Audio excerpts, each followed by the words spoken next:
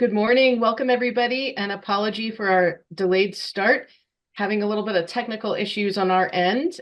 So we'll soon be bringing up the slides for today. So thank you for joining CPCNH today for our 2026 legislative preview, where you're going to hear from Andrew Provencher, CPCNH's consultant, as well as myself, about everything you should be prepared to expect for next year's legislative session. With a deeper dive look into many of the energy policy issues that are going to be considered next year and how they may impact CPCNH, and what position CPCNH may be taking on those bills. All right, hopefully everybody can see the slides.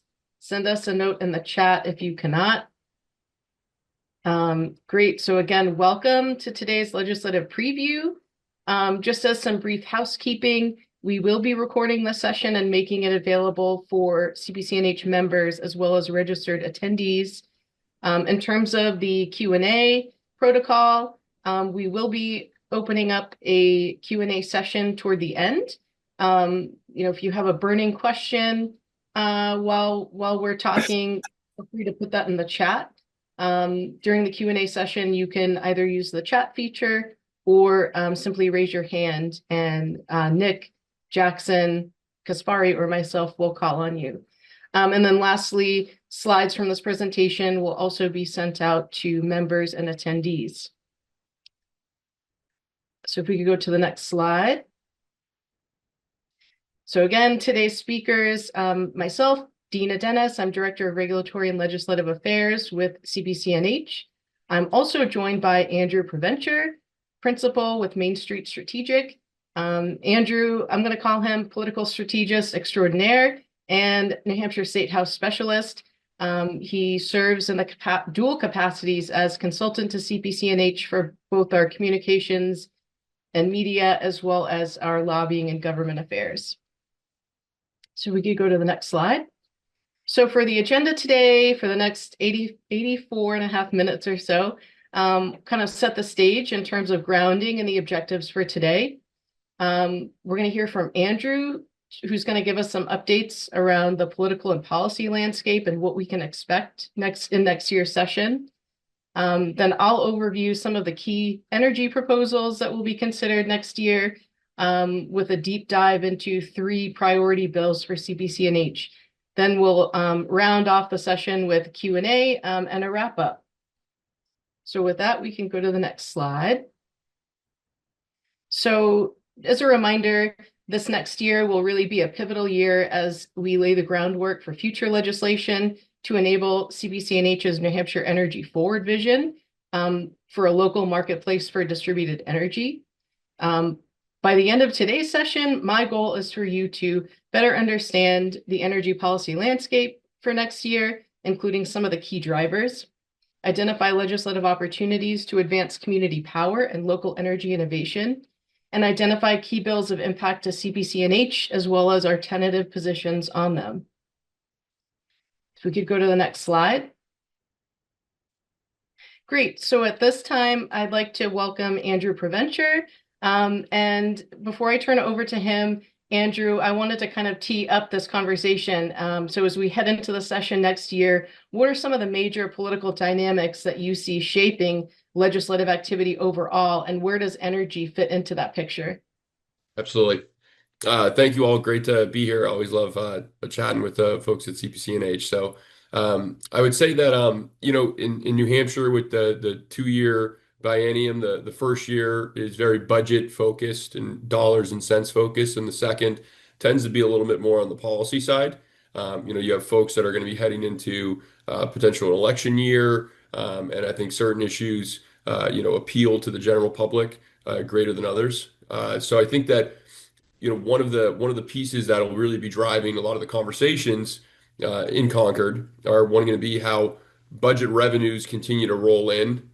First 6 months were lagging quite a bit. Last month started to see a little bit of an increase in the revenues as Senator Lang said that he kind of expected there to be a lag and then bring it up. The reason why that's important is because the less money the state has available, or the more of a looming deficit or debt that there is, the more the appetite changes from maybe larger policy goals and more into, what is the bare minimum things that we need to accomplish or do right now. So I think that energy is going to be one of those issues where it seems like there's a lot of different folks that are kind of getting into the energy realm that weren't normally folks who you thought of right away when it came to energy policy. And I know we'll kind of go into that in a little bit, but like one example I'd give you would be Representative Joe Sweeney from Salem. That's a community power town through, I believe, Freedom, and he has legislation now that's kind of talking about kind of larger concepts in regards to energy, but he's not necessarily been someone who's been a energy policy leader. But I think that as community power has expanded and brought different interest levels into different towns and communities, you're kind of gaining some different legislators who are interested in it. So I think that the role that energy could play and energy policy could play in this session, I think partially falls along the lines of you have rates that are high that impact people, and voters are hoping and having an expectation that elected leaders are going to do something about that, and what that is kind of to be determined. Great. Thank you for that, Andrew. So in terms of the governor, from your vantage point, what do you see as the governor's likely priorities on energy this year, and how might they influence what ultimately moves forward? Yeah, I think that the governor should have an interesting role on energy. That she's been, pretty honest that she has a true all of the above energy approach. And I think that in some of her public comments, she's talked about, it really coming down to what's the cost basis, and what's going to be the return on investment on what energy the state would move forward with or incentivize in some way. So, one of the first kind of interesting pieces is there's a carryover bill from last session, Senate Bill 106, and if that having to do with net metering, if that bill is somehow kind of resurrected in the House and is sent to the governor's desk, that'd be one of the first kind of interesting conundrums that she would face. I think energy policy is going to be connected to the governor in a lot of ways because it's just a staple issue in New Hampshire. It affects a lot of people. We are heading into election season. It could be kind of an interesting role for her to expand some of her priorities of what she's focused on so far, and perhaps lead on some of energy policy as well. Great. Thank you for that. So turning back to the legislature, can you give us a sense of how leadership in the House and the Senate is viewing energy policy going into next year? Where might we see alignment, and where are some of the friction points? Yeah, I think that the some of the areas, I think that energy is definitely on the mind of every elected official, and that's certainly true for the majority office and the Senate president's office. I think that the New Hampshire Senate has uh, typically in the past been supportive of, some concepts like expanding net metering.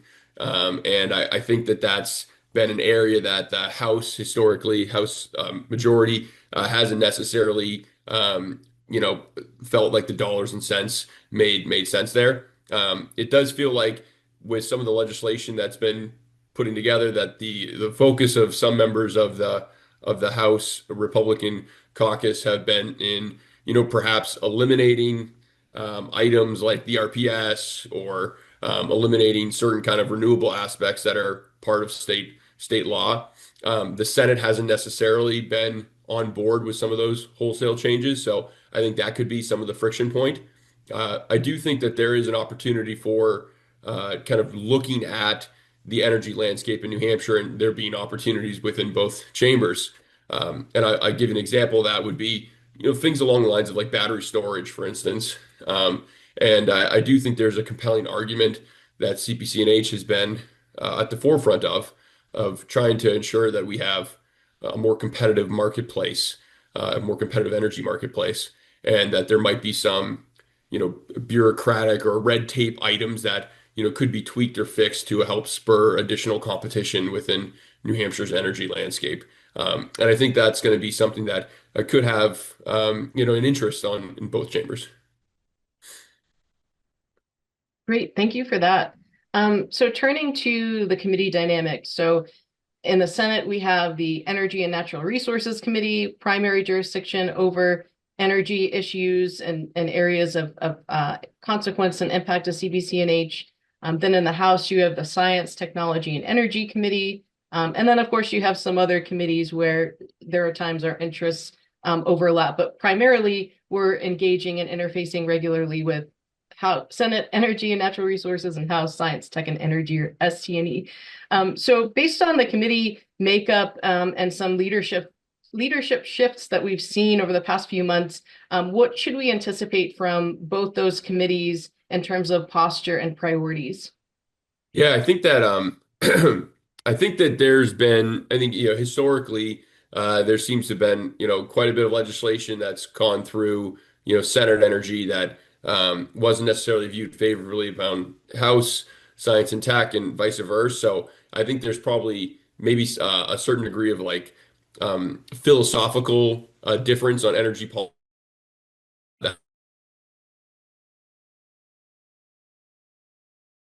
away this session, and that's probably something that's going to still remain. We have seen, over this in the last session, some bills having to do with energy that were able to get through the finish line. So I think that's probably a relationship that's continuing to grow and build. I do think that I would imagine the legislation having to do with energy policy that has the largest likelihood to be successful in this session will be smaller targeted bills that are looking to kind of correct or fix specific areas in regulation or law, and probably less so on very, very large conceptual pieces that have a lot of moving parts to it. So I think that energy policy is obviously one that I think is can be very complicated for folks and legislators, and there's a lot of input and information and different vantage points that kind of align with what you need to know in order to kind of have a philosophical opinion on some of these items. So I think that leads to sometimes bills becoming very complex and complicated, and I think that you'll probably see more get done with kind of narrowed approaches than with kind of larger 30,000-foot overhaul views.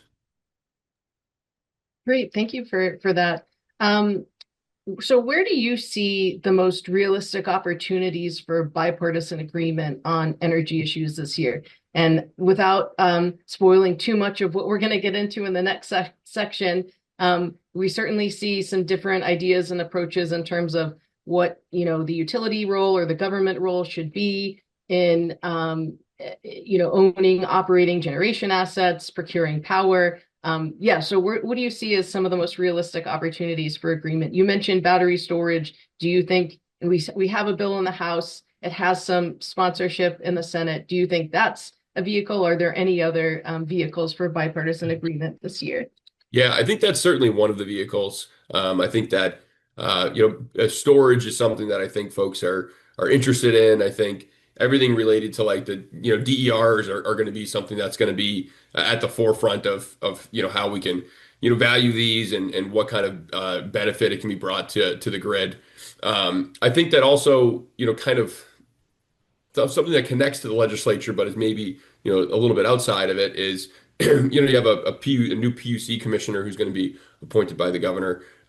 You've had through some of the recent kind of PUC decisions and kind of some of the public comments from the governor's office towards the PUC with some of kind of the rate setting items that I know that have been at the forefront. I think that there's just kind of a lot of movement in the energy space that I think will eventually kind of bleed into the legislature, perhaps wanting to course correct items from the PUC or perhaps make items clearer. So I think we're kind of getting this a little bit of a scope where the PUC and some of those decisions are affecting legislators and what they want to move forward with in each session. So I think there's kind of like a little bit of the tail wagging the dog on some of those some of those pieces. But I think when it comes to this session, things that actually might be able to get through the finish line,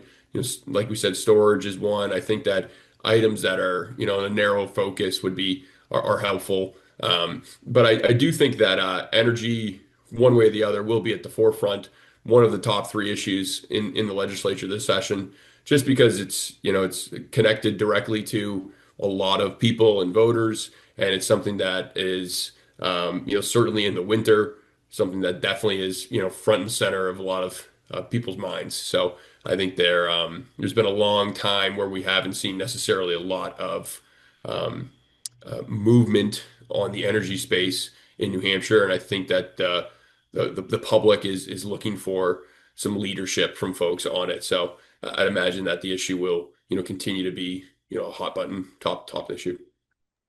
Thank you for that. One of the things that I've heard, and I'll say some of my hallway conversations, is that the legislature will have even heightened scrutiny over costs. And if it's not a bill that will reduce energy costs for consumers, it's not going to move forward. Is that something that you've also heard? And, is there any other insight that you could share about that? Yeah, I think that it's I think that's probably got some absolute truth to it. And I think that what can be a difficult argument to make sometimes is kind of the long-term investment aspect that some of these bills could, yield very large long-term benefits. But I think that there is I think that the legislature is feeling that their voters, the public, are coming to them and saying we're spending too much on electricity, and they probably feel, or at least some of them feel, that the answer back to them can't be, well, we just need to raise it a little bit more, and then it's going to be better in the long run. So I think that that's not a proposition that they feel like is a winning one at this moment. So I think a lot of the focus is going to be how can we bring down rates, or what can we do to show that we're actively working to try to accomplish that goal. Yeah, I agree with that. So given all of that, what should CPCNH and our members, as well as any others that may be joining this webinar today that may be working on the technology innovation front, what should we be paying close attention to as we enter the session next year? I think it's really important to, one, continue to position CPCNH as an industry leader that is going to bring, really bright minds and smart folks to the table. And we want folks in the legislature to think of CPCNH when they think of any sort of energy policy. And I think one way we can potentially position that is as we continue to meet with elected officials and offering them, help, guidance, support, and let them know that, hey, if you have a bill that's coming on, like, we'd love to take a look at it and have, our experts and our communities that are facing these, every day, and have a connection with them, have them apply input to this process. And I think if we can be a value add for legislators, it'd be very beneficial for the organization as a whole and all the member communities. So as bills pop up, whether they're large or small, I think being able to, provide comment when that's needed, and to provide expertise are all things that will help to kind of build that value proposition for legislators when they think about working with CPCNH. So I think that's one of the ways that we can be very impactful. And also, I think sometimes it's, getting some of the incremental change can help lay a path for kind of larger structural changes in the coming sessions, which won't necessarily, happen right away. But I think that if you're building a coalition of folks who know that CPC and its member communities are invested in kind of helping get New Hampshire energy policy right, I think that that'll be a kind of a winning combination in the long run. Thanks, Andrew. And that's a perfect segue to the next section. However, I do want to take a moment to pause. We are a little bit ahead of schedule, and I want to open it up to any questions, clarifying questions of Andrew at this time. So again, feel free to put that into the chat or raise your hand, and we will call upon you. Any burning questions for Andrew? I'm not seeing anything in the chat at this time. All right. Um, We'll keep Taking a look for hands. yeah. keep holding on to those thoughts, and we'll get back to you later in the session. All right, so we're moving on to an overview of some of the key proposals that we're going to see next year. Before we get into that, I do want to just briefly comment on CPCNH's process for how we take a position on a bill. I want to just alert you to our bill tracker that's available on our website. The hyperlink, all of this will be in the slides. All of that's available to members and the public. We contract with a service called Fast Democracy. So they pulse updates, I think, every 7 seconds that get pulsed to our website. So you can sign up for individual bill updates. We also offer more customized bill updates. So if it's something you want on a weekly basis, feel free to reach out to me and we can put you on that list. And then lastly, I also want to mention CPCNH's legislative platform that was approved earlier this year with some administrative updates earlier this fall by the board. And that really lays out our legislative and policy priorities and sets the stage for the kinds of policies that we will support or oppose in the legislative session. But just to comment on the process for how CPCNH takes a position. So we have our Regulatory and Legislative Affairs Committee, also known as RLAC. And that committee is comprised of 9 regular members and now 2 alternate members. So we've had a growing interest in that committee, which is great. So that committee essentially goes through and vets every single bill of potential consequence to CPCNH, and they ensure that it fits within the legislative platform. And then from there, they make a recommendation as to whether CPCNH will support, oppose, or simply monitor the bill. And that goes to the board, and then the board approves that position. Or if they don't agree with that, they would send it back to the RLAC committee for further review. And again, the bill tracker is available. If you go to the homepage and you go to the top right and you click on advocacy, it is the button that appears underneath bill tracker. And we'll be updating that with the 2026 bills. I think most what you will see right now are all the bills from this past year. We're in the process of reviewing and taking positions on the bills for this year. So I would expect that tracker to be updated in early January. So in terms of overall energy proposals, I would say the session is still a bit of defense around local control and advanced energy innovation. What I did, there are about 40 bills that RLAC and I have flagged as of potential interest or impact to CPCNH. What I did was I categorized them into 6 main areas. So the first category is about community power and local energy innovation. The second is about DER market development and innovation. Third is about utility structure and oversight. Fourth, positive market impacts. 5, adverse market impacts. And then sort of a catch-all bucket, which I labeled as other. So we can go to the next slide. I'm going to try to be brief, and certainly a lot of bill language just became available in the last few days. I know there was some bill language that came available late last night that I did not get a chance to review and work into this presentation. Probably what I'll do is I'll go ahead and update that so that when we send the slides out to you next week, you'll have at least the latest information that we have. So I'm going to try to be brief. I did reserve a little bit more time for the 3 priority bills for CPCNH at this time, but definitely if I said something that caught your attention, feel free to flag that for me later in the Q&A or put your question in the chat. So in terms of community power and local energy innovation, really 3 bills that I see as in that category.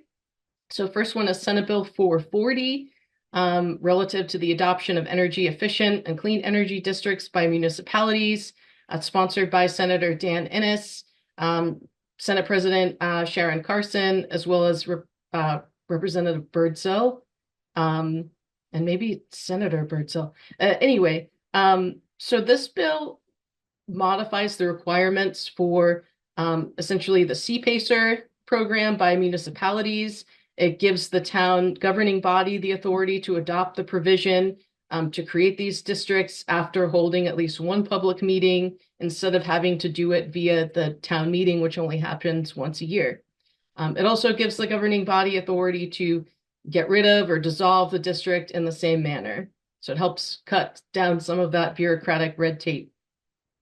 Senate Bill 590, the title is a bit of a misnomer, but what the bill intends to do is to authorize municipalities to be able to use revolving funds to support energy services under approved electric aggregation plans. And it does this by adding a new subparagraph in the revolving fund statute, which is RSA 31:95-H Roman 1. It inserts a new subparagraph to do that. And this is one of the priority bills for CPCNH. It came out of interest by members who were wanting to, do more things, particularly with discretionary reserves, and feeling limited in terms of the spending vehicles that were available to them to do that. And I'll just say that this law has been amended from time to time to provide for various purposes, including more recently facilitating transactions relative to municipal group net metering, and then financing for energy conservation and efficiency and clean energy improvements, CPACER, pursuant to RSA 53F. LSR 2786, relative to the protection of customer generators from inadvertent enrollment in third-party electricity supply programs. This bill addresses a rather acute issue where there has been net meter generators that have been inadvertently enrolled in community power programs, largely as a result of utilities not identifying them to community power providers in advance of launching programs. Current PUC rules require utilities to provide this information ahead of launch and flag whether customers are net metering customers, but there have been some instances where this has not happened.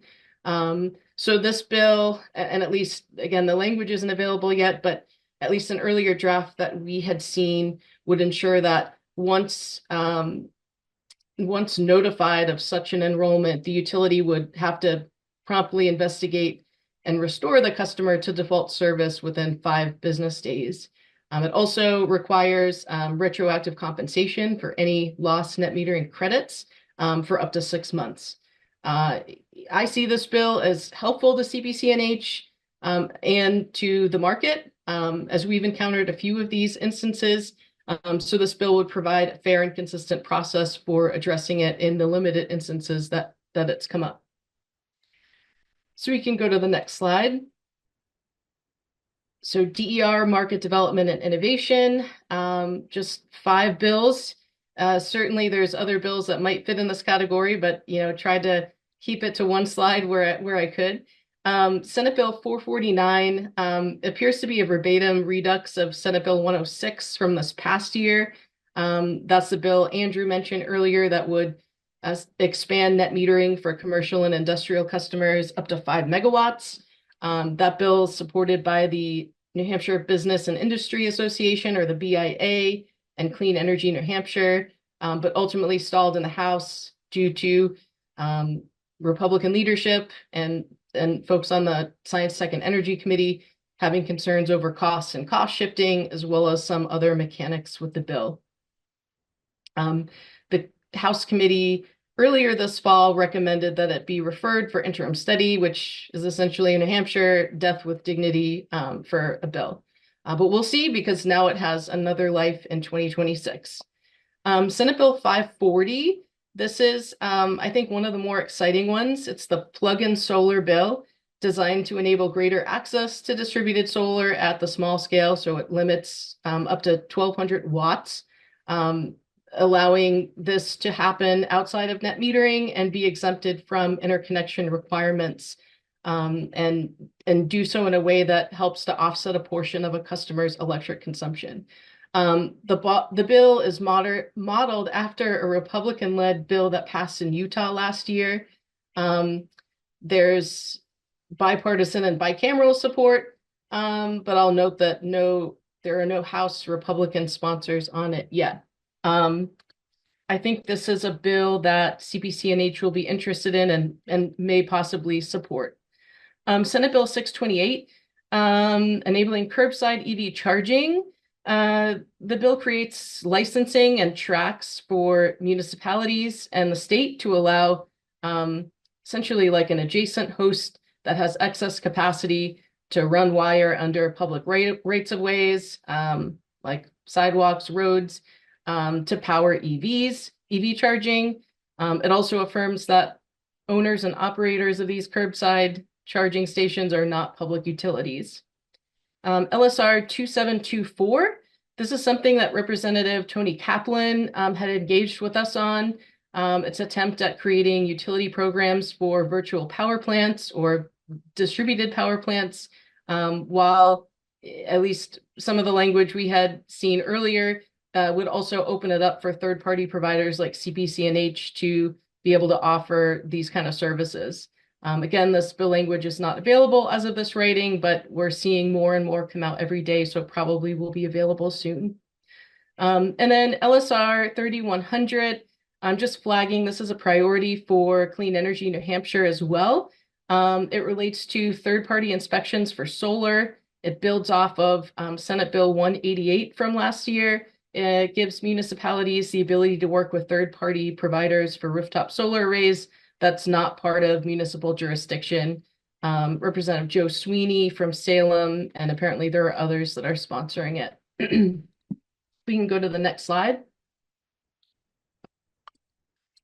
Okay, so these bills relate to utility structure and oversight.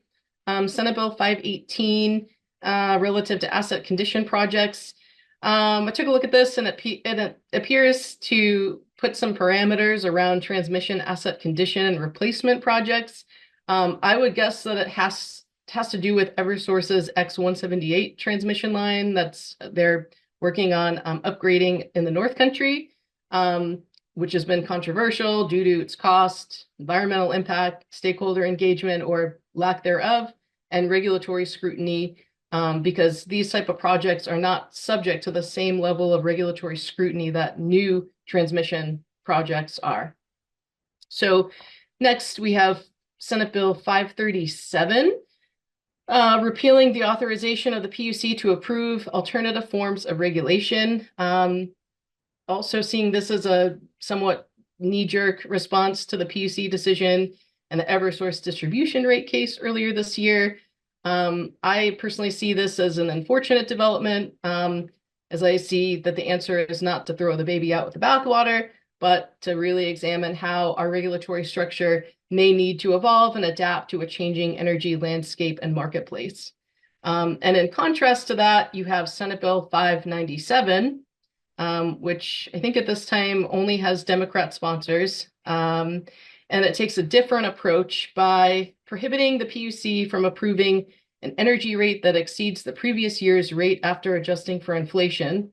And then it also does something that is really interesting, I think, in it that it directs the PUC to implement performance incentive metrics for utilities, including evaluating whether a TOTEX approach to rate making should be established. And not to get in the weeds, but a TOTEX is a form of regulatory accounting and incentive framework used in performance-based regulation models, such as the one used in the United Kingdom. It combines capital expenditures or CapEx and operational expenditures or OpEx into a single expenditory category. So that's how you have TOTEX, rather than treating them separately. And why this is significant. Well, the traditional cost of service regulation, that's the predominant form in the US, where utilities they're financially rewarded for the capital expenditures that they make. They earn a rate of return on these rate-based assets, And many argue that this creates a perverse incentive that causes utilities to favor those traditional wires infrastructure over lower cost operational solutions like distributed energy resources, non-wires alternatives, or advanced software, which could help solve the same problems more effectively. Excuse me. LSR 2335. This is also an interesting one, sponsored by Representative Joe Sweeney of Salem. It seeks to create a statewide quasi-public energy authority for New Hampshire, so similar to some of the power authorities like exist in New York and Illinois. My understanding is that the intention here is to strengthen New Hampshire's energy independence, affordability, and long-term resilience, and is attempts to be an outside-of-the-box solution to address persistent price volatility and infrastructure gaps that are a burden to New Hampshire ratepayers, especially during peak winter demand and associated regional fuel constraints.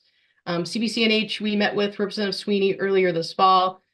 He was very interested to get our feedback on it, as well as learn more about community power and New Hampshire's history with utility restructuring and market competition, and how this proposal might impact community power.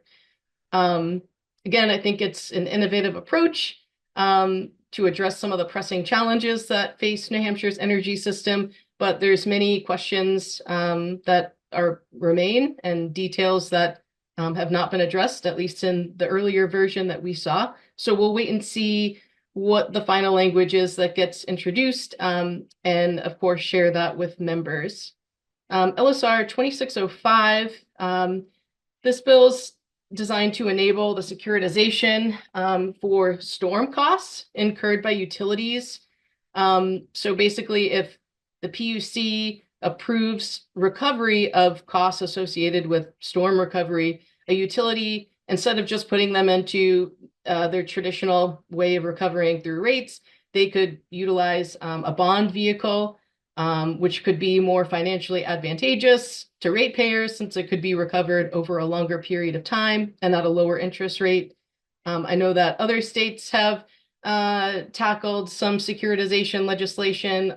I'm thinking Colorado was one in the last few years, and because I see somebody here from Colorado who probably knows a bit more about that. It's a vehicle that's been used to help with the transitioning of a lot of like legacy fossil fuel plants. LSR 2705, just trying to make this a little bit bigger for myself. I realize the font is very small. Requires utilities and electric grid operators to assess and report the vulnerability of high voltage transformers to GMD and EMP disturbances, and to recommend mitigation measures to protect state infrastructure. This is coming from some folks on House Science, Tech, and Energy, Representatives Mattson and Doug Thomas, as well as Representative Keith Ammon, who is part of House Republican leadership. When ST&E met to consider the retained bills, they had mentioned, Representative Thomas and Mattson had mentioned participation in a National Council of State Legislatures, or NCSL, event earlier this year where this issue was kind of a focal point. I think the organization NCSL adopted some type of policy resolution that will drive some of their federal advocacy. So I think this is in response to what they see as, something that New Hampshire should be looking out for and, preparing to address. And then next we have LSR 2955, which directs the DOE to study the portion of electric distribution costs that are attributable to fixed versus usage-based charges. And these sponsors are all from House Science, Tech, and Energy. LSR 3098 is the House's version of Senate Bill 537, repealing the authority of the PUC to approve alternative forms of regulation. Again, bill text is not available, so I don't have any more details on those bills. So if we go to the next slide, Okay, I thought always best to start with the positive before we talk about the negative. So, what are some of the bills that I see as having positive impacts to New Hampshire's energy market, or potential positive impacts? I would say the first bill is maybe a question mark, but certainly worth consideration. Senate Bill 539 relative to eligible biomass technology and the renewable portfolio standard. We met with some of the folks that are behind this bill. It's an attempt to align all biomass in New Hampshire into Class 3 renewable energy certificates or RECs by making some modifications to Class 3, including taking the Burgess biomass plant out of Class 1 and moving it into Class 3. The bill would result in an overall slight reduction to the RPS by 2%, but it also takes away the Department of Energy's authority to reduce Class 3 requirements, which they've done in recent years. It is a priority of the New Hampshire Timberland Association.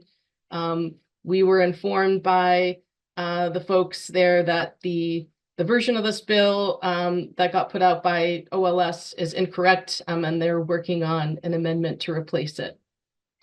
Senate Bill 1290, this is a redux of House Bill 761 from last year, which provides some clarification to DOE and PUC authority over rulemaking and tariff approvals. It also clarifies that storage is eligible to participate as part of net metering. I'm just going to note it's interesting that Senator Avard signed on to this one. He had not signed on to the bill from last year, but I think that's a positive. LSR 2569 is also a redux of a bill from this past year, House Bill 760, which would prevent utility shifting of default service supply costs onto distribution customers, which would include customers of community power, doing this through non-bypassable rates. LSR 2577, my knowledge is somewhat limited. I'm sure our fearless friend Cliff Below is on, and maybe during the Q&A can provide some more commentary. But my understanding is that this is a request from the city of Lebanon related to their landfill gas generator and qualifying under the RPS. And then LSR 3131, this is one of the bills that Andrew had mentioned earlier on. It's sponsored by Representative Bose, Senator Waters, also Representative Doug Thomas, who's vice chair of the Science, Tech, and Energy Committee.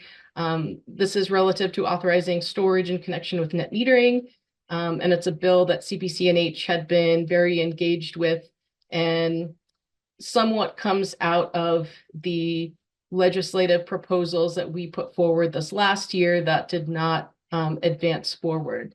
And more on that later, as that one will be one of the three that will have a deeper dive. Okay, we'll go to the next slide.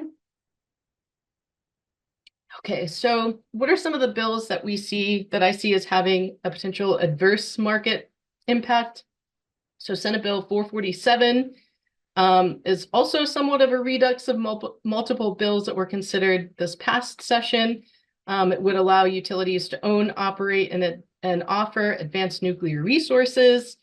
It would also allow the Department of Energy, the electric utilities, or both to issue RFPs for multi-year agreements for energy supply from these type of generators.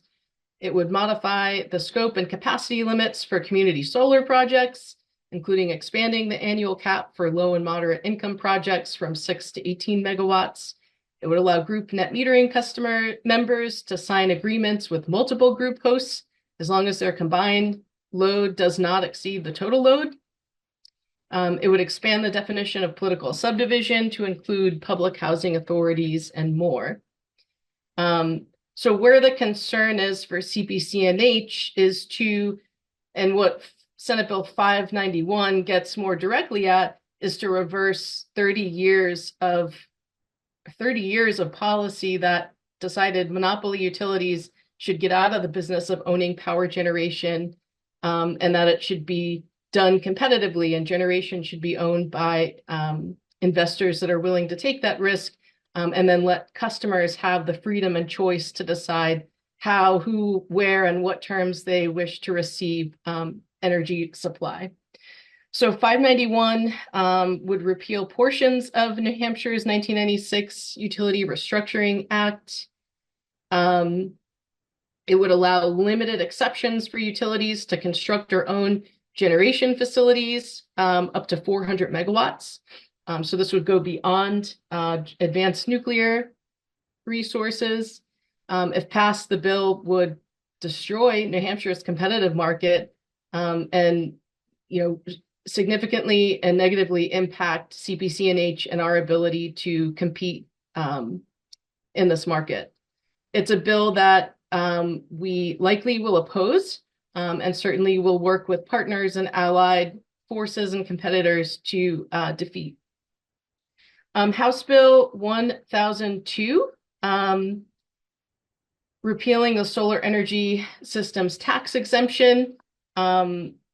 That is also something that we're very concerned about, as it would essentially repeal a policy that has given municipalities the option to exempt solar systems, inclusive of storage, from property taxes for, I think, since 1975, so 50 years.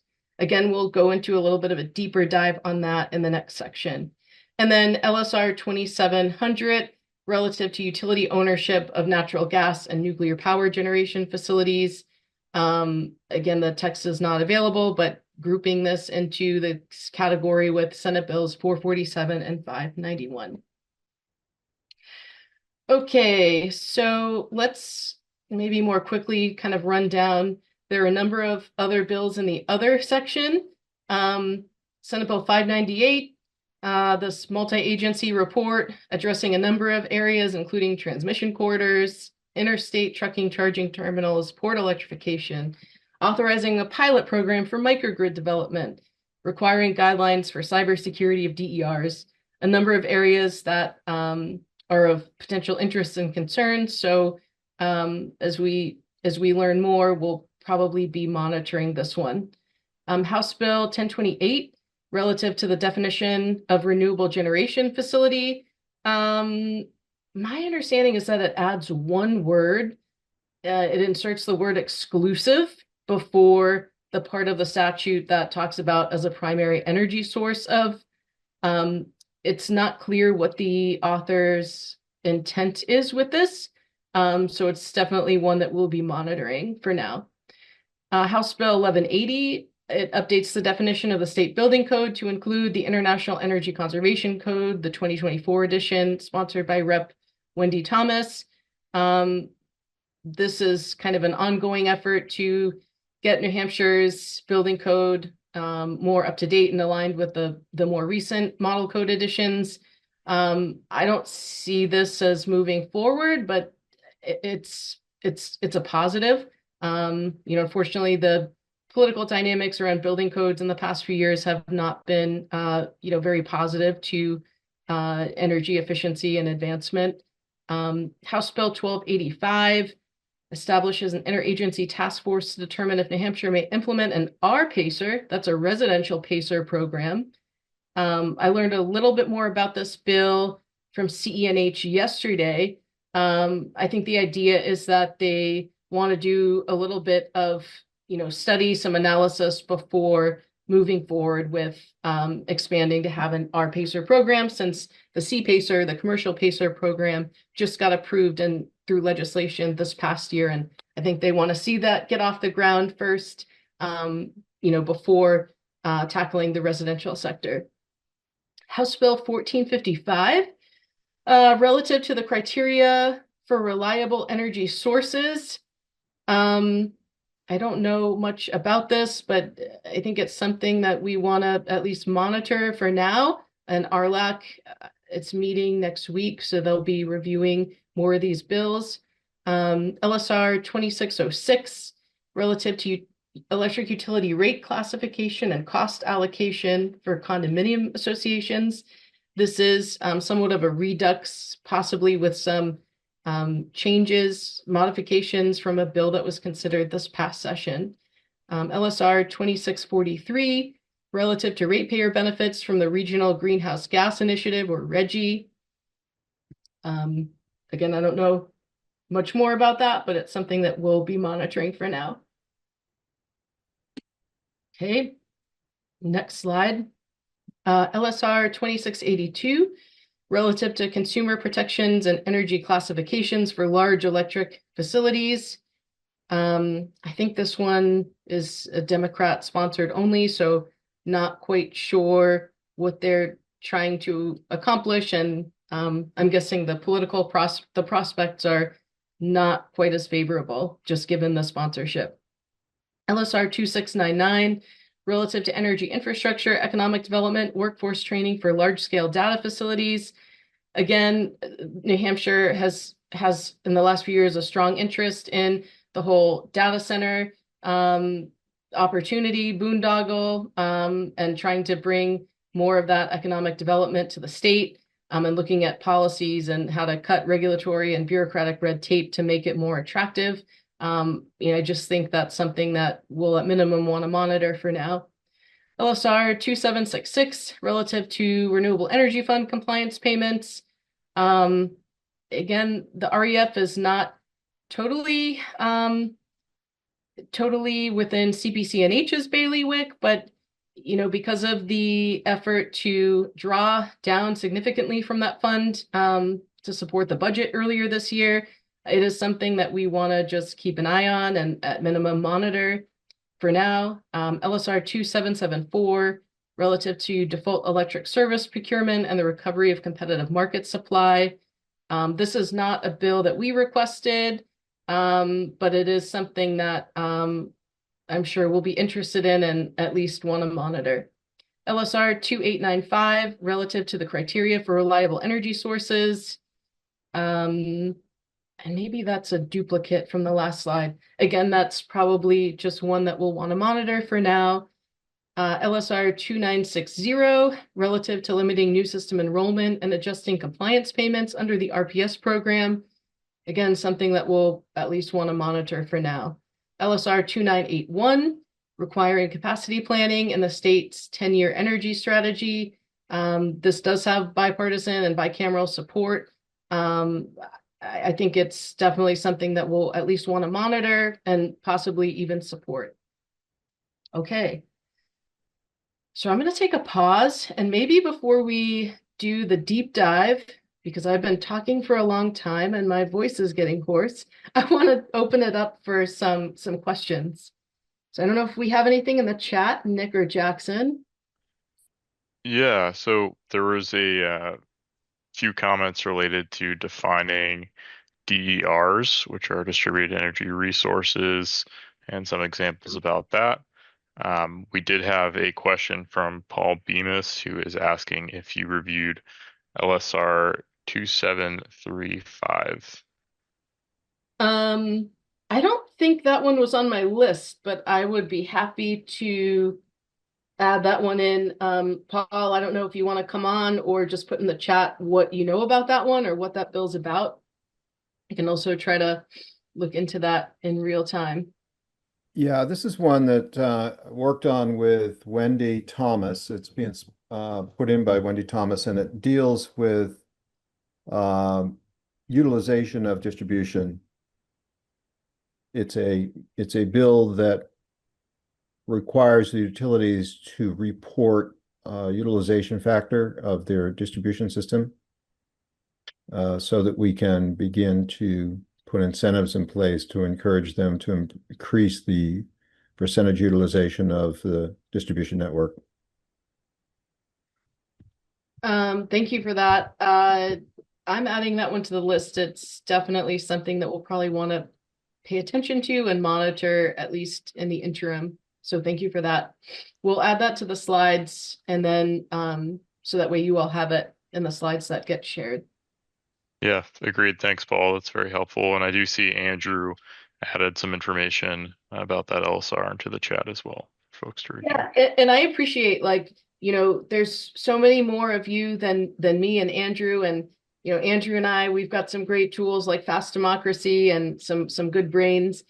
So we can capture a lot of these bills, but, I think there's Andrew, correct me if I'm wrong, but there's some odd like 2,000 bills that were filed for this year, and I know Yeah, when a little over 1,000. Yeah, it's a lot. Yeah, it's a lot. Yeah. it's a lot of bills. So, please, if you see something that you think we should be paying attention to or you think would impact CPCNH and its members, please flag it for us. We're happy to track that and look into it further to see if it's something that we should be engaging on.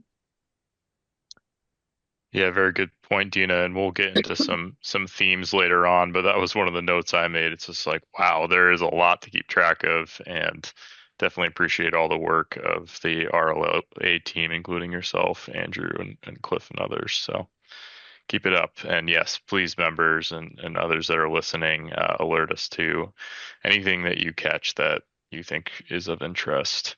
I'm not seeing any additional questions or hands at this point, so I'll pause for a moment. If anyone has anything burning, please feel free to go ahead and ask it. And if not, there'll be plenty of time for Q&A at the end. I know that I'm sorry I didn't put my hand up, but this is Paul That's okay.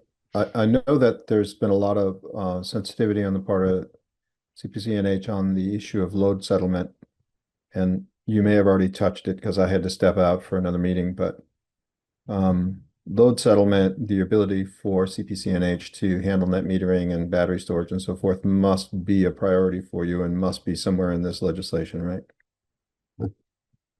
So thank you, Paul. It's a great question.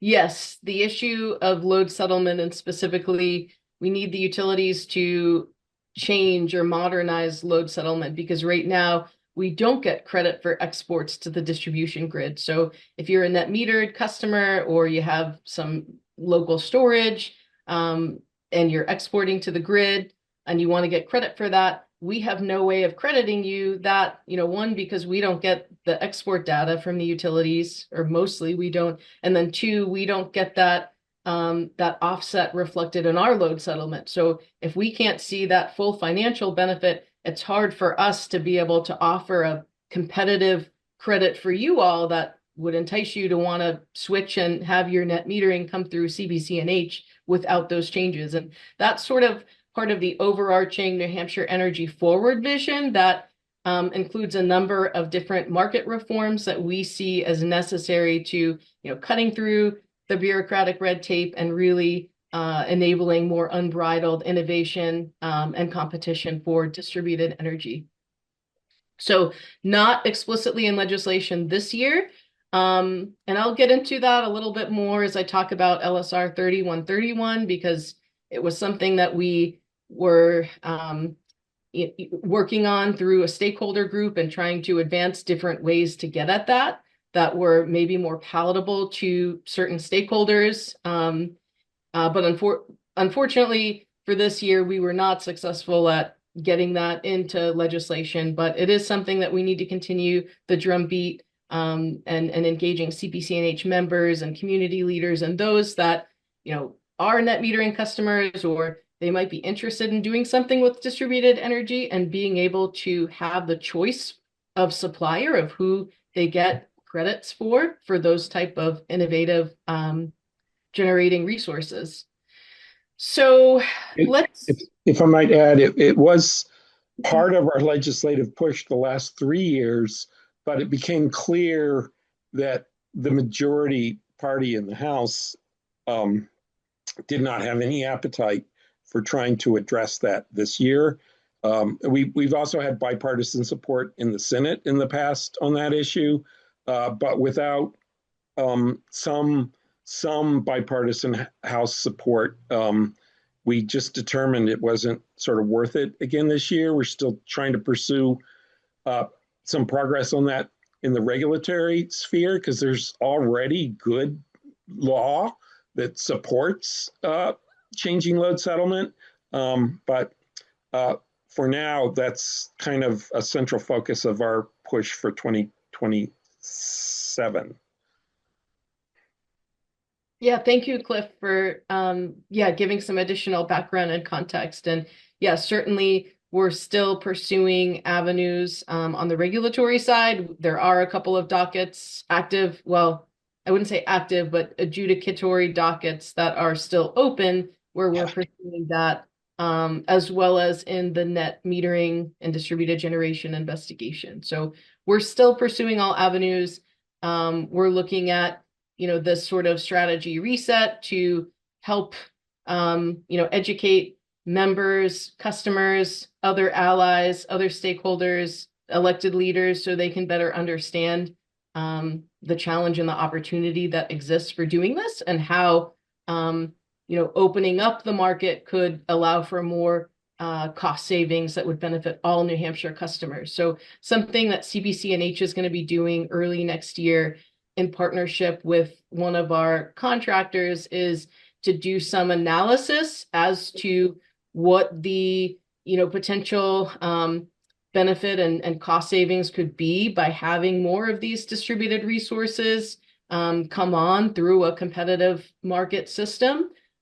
So we're hopeful that having some analysis with some more specific figures to point to will be helpful in convincing folks that we really need to be making some of these reforms, and reforms that are also standard market design in other markets, like in Texas and California and in other places around the world. So it's not like we're asking for something that is totally unique and out of the realm. This is something that is common in other competitive and restructured markets.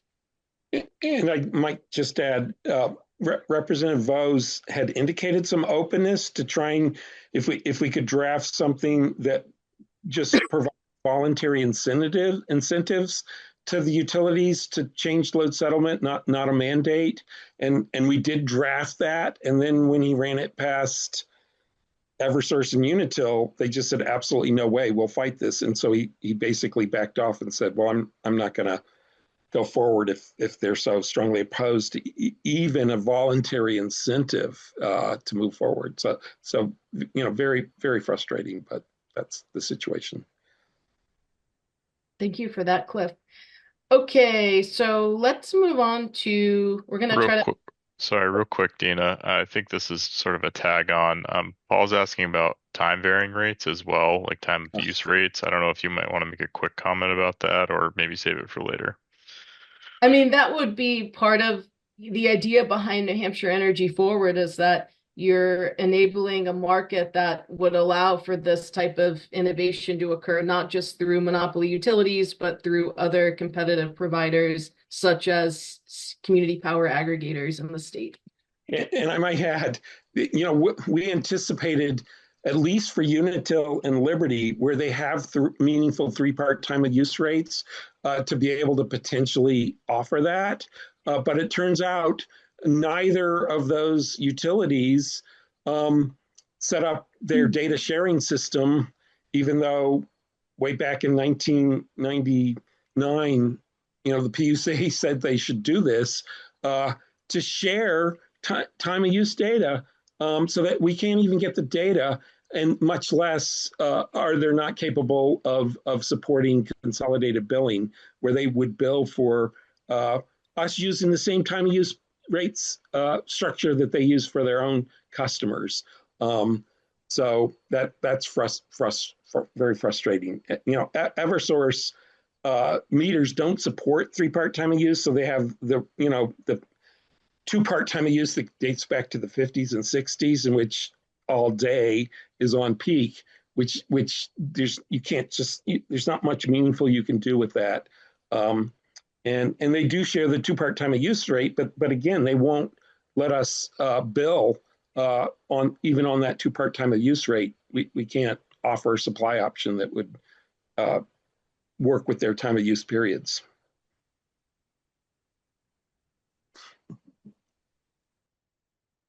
All right, so I think we can move on, and I'm going to actually try to abbreviate this deeper dive, but I'm happy to talk offline if there's any burning or further questions about this. But just to revisit Senate Bill 590, this is the bill sponsored by Senators Fenton, Avard, and Waters.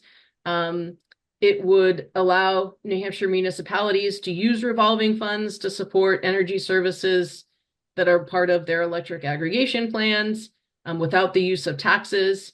In other words, towns and cities that participate in community power would be able to establish these type of funds to operate these local energy programs. The idea arose from some of our members who were challenged by the limitations in what vehicles are available to put funds that they had accrued through discretionary reserves to support local energy projects and programs. For instance, Peterborough's planned resilience project and City of Nashua's energy coaching program. So these type of local energy innovation programs. So it would clarify a purpose in the revolving fund statute that would give municipalities more flexibility, because once they establish a revolving fund, they can continue to use it. They can roll over funds, or they can use it to fund different and multiple projects and programs. I'm just looking at my notes to make sure I'm not missing. So how does it align with CPCNH goals? Again, certainly this is designed to enable energy local innovation, and for communities that are wanting to do like demand response, efficiency, weatherization, these resilience things, it would just give them more flexibility to do that. Cliff, I'm going to invite you on if you have any other comments you want to make on that. Okay, yeah, there's a question in chat, which is whether funds could come from other sources, and only if they came from non-tax payer sources, because energy service programs, which can include things like energy efficiency and demand response, and new sources of generation like renewables, can only be funded with non-taxpayer dollars. So I think the construct of the bill, which if you look at the fiscal note, it's misleading because it suggests that you could put taxpayer funds into this account, but that's not the intent. I don't think that could legally happen under the prohibition of using taxpayer funds to fund programs as part of municipal aggregation or electric aggregation plans. But if there were like, donations or grant funds, they could go in. And there are revolving funds for similar purposes that can get revenue from other sources, such as the revenue from net metering. So the answer is partially yes. It could be sources as long as they're not taxpayer funds. Yep. Thank you, Cliff. All right, so let's move on to LSR 3131, which we did talk a little bit about. This is kind of a culmination of an effort that Representative Michael Vose had initiated out of last year's session, and a number of our bills, part of the New Hampshire Energy Forward, that did not get advanced out of his committee, Science, Tech, and Energy, this year. He was really interested in working with us and other stakeholders to see if there were any ways to find consensus on at least some elements of our proposals, and that he thought that we had merit in our proposals. As Cliff mentioned, we had tried to take a different approach to address the load settlement issue and some other issues to allow for more competition for storage and other DERs. We were not able to get support from some of those stakeholders, and ultimately, Representative Vose, was not willing to, push a bill that went beyond what he could get the consensus on. But it is an important step forward. It is recognizing that there's value in storage and pairing it with net metering. So this is it's a positive step, even though it does not directly get at what we see as the barriers to a competitive energy marketplace. Cliff, any other comments about that one? No, just we helped him draft it. there was some back and forth after the utilities had their input, but I think ultimately the bill ended up. We haven't seen the final language, but from what we see and understand, and what Representative Vo said he was doing for the final draft, it looks like it's a pretty. It'll be a good step forward that we should be able to support very strongly. So it is an important step forward for New Hampshire to enable storage. It's weird because each of the utilities have recognized some value to storage, but they all, at least Eversource kept saying that we don't think it's allowed as part of net metering. And this would make it clear that you can put in storage in conjunction with net metering.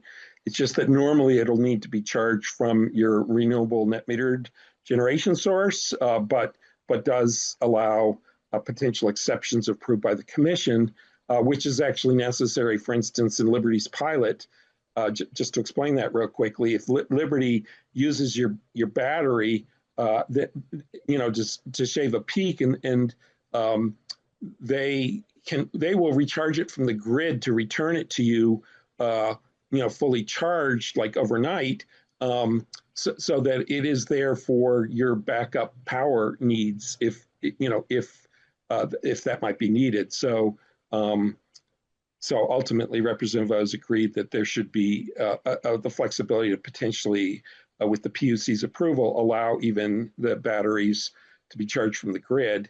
Ultimately, we think that there shouldn't be a problem with charging batteries from the grid if we had more of a market-based approach that allowed, as the New Hampshire Electric Co-op does, allows a large battery system to charge when rates are low, actual costs are low, and to discharge when costs are high, and that ultimately benefits everyone because it does shave high cost periods. And when you shift load from high cost periods to low cost periods, it ends up saving money for everyone. But that's, and in some ways this bill actually lays more groundwork to enable that in the future. But we're not quite there yet. But someday, hopefully. That again has to do with changing load settlement and enabling us to be able to set terms and conditions for the output and the charging of batteries. Yep. So I see a question in the chat from Gabrielle Watson about, is there a concern that New Hampshire will go the way of California in terms of basically requiring residents to have batteries in order to get net metering benefits? The answer is no, although that requirement was considered and contemplated in an earlier draft. We were able to engage the bill sponsor, and some others were too, and help convince that is really premature right now. And already the market for storage is somewhat challenged. By putting up some additional barriers would just really throw the whole industry down.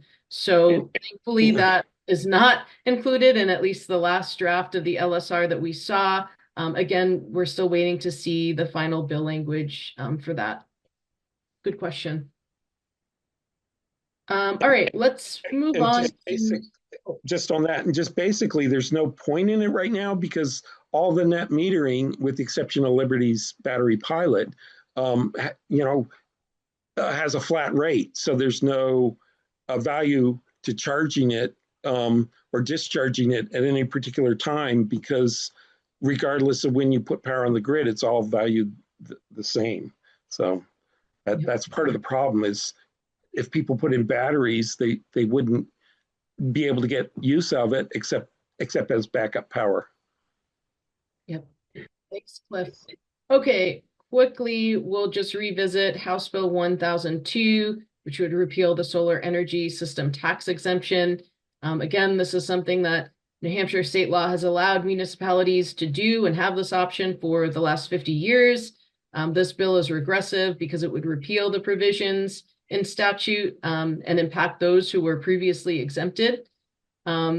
It's contrary to several goals in CPCNH's legislative platform, including the three that I've highlighted, which allow communities to promote renewable and DER development and other programs through local control and autonomy, expand competitive behind-the-meter DER programs to lower costs to customers, and enable municipalities to enact measures that promote local energy and land use systems that are both economically and environmentally sustainable. So that one we are really concerned about. Cliff, I know you've done some analysis, and the board yesterday approved a position for CPCNH to oppose this bill. And I expect this will be one of the priority bills that we will be engaging on and asking our members to get engaged on as well. Cliff, is there any other comments you want to make about this bill? Sure, just to try to make this simple, solar energy PVs have zero fuel cost, and they have very low maintenance and operating cost. They're all capital cost. And when you compare that to what it displaces on the margin, meaning when PV is putting power on the grid, what kind of generation scales back or would replace it if it wasn't there? And it's almost entirely natural gas combined cycle generation. And much of the cost of that is fuel and maintenance, operating cost. And we don't assess property taxes on those. And most of that is out of state. So as it works out, when you look at it on a per kilowatt hour basis, if you subject PV to the same kind of property tax and the same way of valuing property as natural gas generators, we'd be paying 5, 6, 7 times as much per kilowatt hour in property taxes. And that's actually in cents. It's well under a half a cent in property taxes for natural gas generation per kilowatt hour, but it's on the order of 5, 6, 7 cents per kilowatt hour for solar. So you can just imagine if you add a tax burden to solar that's 5, 6, 7 times that of the alternative, it makes it much harder for it to make economic sense. And it essentially says, as a matter of tax policy, we favor out-of-state generation instead of local in-state generation. And as a matter of policy, we favor fuel-intensive generation and fossil fuel in particular, rather than clean renewable resources. So it's really bad policy. And I think the sponsors just think we're trying to level the playing field because we tax, conventional generation, but it's simply not the same because we don't tax most of the costs that go into conventional generation, fuel and operating costs. Thank you for that additional detail and commentary, Cliff. Okay, so that wraps up the content section, the dense content section of this program. So I want to open it up to questions, and I see one in the chat from Kelly Crandall. I don't recall seeing House Bill 723 on the data platform on the list. Do you think that still has legs? Yes, so the program for today was focused on the 2026 session. House Bill 723 was from the 2025 session. Yes, that bill it went to the Senate. It passed the House earlier this year.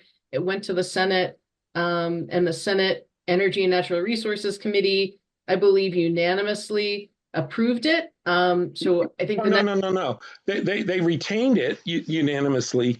Okay. Or referred it, so it carried over into the fall. But when they met in the fall, they didn't. It was very abbreviated, and the majority on the committee, it was a 3-2 vote. The majority on the committee said, "Oh, well, this has been years on the books and nothing's happened." Well, the fact of the matter is, myself, and the utilities and the consumer advocate and Clean Energy New Hampshire have been collaborating very closely with basically weekly meetings for the past 4 years. And we're right at the end of the process where this afternoon we expect to finalize a recommendation for a vendor to build the system. And we've completed a benefit analysis, and it's pretty clear that that will show that the costs are small compared to the benefits.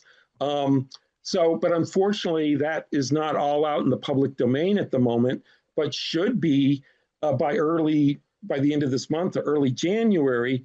So we're going to try to ask, the majority. We need to get through to Senator Avard on this. Senator Waters advised me yesterday to try to hold off on passing that until they have a chance to review the actual results of 4 years of very positive collaborative work.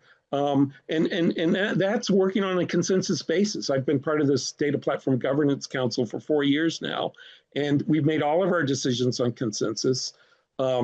And the only frustrating thing is that the Department of Energy has not been, perhaps as supportive as everyone else. Just seems to be doing things that are delaying us making this all public so that the senators can realize that it's actually on the cusp of being able to be to actually happen.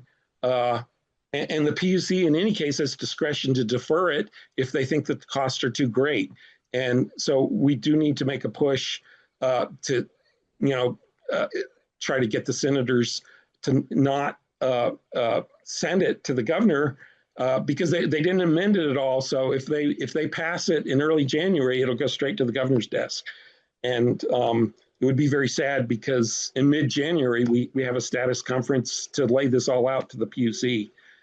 So it is a bill that we took an official position to oppose. We hope that we can maybe mobilize folks to help get the senators to at least put it on the table and give a chance for all this information to come out and be reviewed before they make a final decision on totally getting rid of all this years of effort. Even the utilities are feeling frustrated that they've put in all this effort to get to this point, and it's on the brink of being a huge waste of all of our times if this passes. Yep. Thanks. Yep. And Kelly, happy to connect if you want to chat about any of that further. So I think you have my contact info, so definitely feel free to reach out. I just want to do a quick time check. We are at 11:27, and there has been a lot of great discussion and Q&A throughout the presentation, which has been super helpful. And Cliff, you have provided some really great depth in your responses per usual. I just want to highlight this is really the beginning of the discussion, right? And this preview session, we're hoping will spark a lot more engagement from you all going forward. And we're certainly looking for ways to keep you engaged and informed, and member services will play a role in that effort. I'm thinking maybe time for one more question, and then we'll need to move to some closing remarks and sort of next steps. So I'm not seeing anything in the chat at the moment, but if you want to go ahead and either do something there or raise your hand and unmute, you're welcome to do either.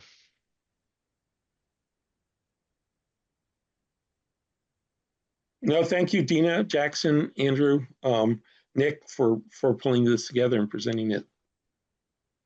Yeah, thank you, Cliff, for your active participation. All right, I'm not seeing anything else, so I just wanted to briefly recap some main takeaways that I heard during the session today. Some things that Andrew highlighted earlier on, that there's, a certain degree of philosophical differences between the House and the Senate, but the energy is, despite that, a top 3 issue coming into the session, that we see cost cutting as a priority for the legislative arena, but that most likely, smaller bills will have the best chance of making it through this time around. That storage is something that has a lot of interest, and there was some further discussion about that during Deana's portion of the talk. Another thing I picked up on is with there being a new incoming PUC commissioner yet to be announced. That could have a shakeup, as the PUC has a lot of impact on decisions, or certainly has in the past. And that, another thing we're going to need to leverage our membership for is to continue to position CPCNH as an industry leader so that we're staying top of mind for elected officials who are developing energy policy. And one of the ways we can do that is by providing comments and expertise when bills pop up. And I think our lead team is doing an excellent job of staying engaged, as you saw today.